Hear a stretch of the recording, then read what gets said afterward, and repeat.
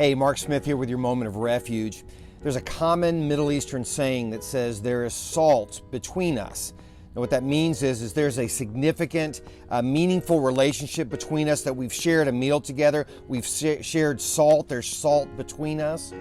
So the question I have for you today is there enough salt in the relationships that you have? Is there enough meaning in it? You know, Jesus calls us to be the salt of the earth. Now, salt, in a practical sense, has two main purposes. One, it's to flavor things, right? It distinctly enhances the flavor of anything that's put on it. Now, what's interesting is that Paul in the New Testament connects this idea of salt with our relationships. Look how he says it in Colossians 4, verse 6. He says, "Let your speech always be gracious, seasoned with salt, so that you may know how you ought to answer each person." So here he links the idea of salt with grace in this passage.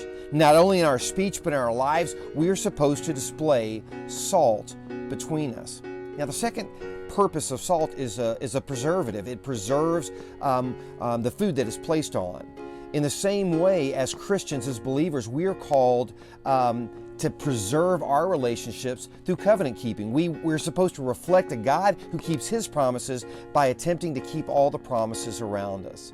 So my question for you today is there enough salt in your relationships at home, on your job, and even in your church?